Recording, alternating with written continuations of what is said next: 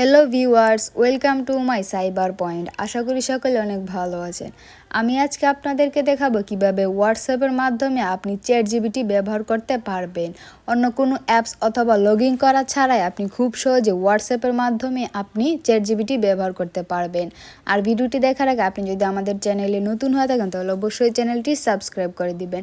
তো চলুন দেখিয়ে দিই কীভাবে আপনি হোয়াটসঅ্যাপের মাধ্যমে চ্যাটজিপিটি ব্যবহার করতে পারেন। প্রথমে আপনি আপনার হোয়াটসঅ্যাপে চলে যাবেন।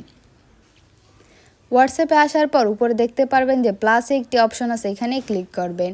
এখানে ক্লিক করার পর দেখতে পারবেন যে মেসেজ ইউর সেলফ, আপনার নিজের একটি অ্যাকাউন্ট আছে, এখানে ক্লিক করবেন। এখানে ক্লিক করার পর আপনি এখানে একটি নাম্বার তুলবেন। প্রথমে আপনি প্লাস দিয়ে একটি নাম্বার এখানে তুলবেন, প্লাস দিবেন। প্লাস দেওয়ার পর তারপর এখানে তুলবেন 1800242878। এইটা আপনি এখানে সেন্ড করবেন। সেন্ড করলে আপনার এই মেসেজটা আপনার কাছেই থাকবে। তারপর আপনি এই মেসেজের উপর ক্লিক করবেন।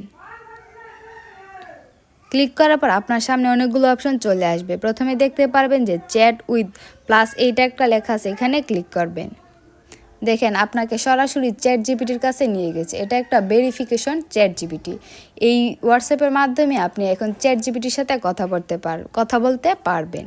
ধরেন আমি এখানে একটি মেসেজ দিচ্ছি আপনাদেরকে দেখানোর জন্য। এই দেখেন আমি এখানে হ্যালো লিখলাম, 2 সেকেন্ডের মধ্যে আমাকে রিপ্লাই দিয়েছে। আপনি চ্যাটজিপিটির মাধ্যমে অনেকগুলো সমস্যার সমাধান জানতে পারবেন। ধরেন আমি আপনাদেরকে বোঝানোর জন্য আরও একটি মেসেজ এখানে লিখতেছি। আমি এখানে লিখেছি আমাকে একটি কবিতা লিখে দাও। আমি এটা লিখে এখানে সেন্ড করলাম। দেখেন কিছুক্ষণের মধ্যে আমাকে এখানে একটি কবিতা লিখে দিবে।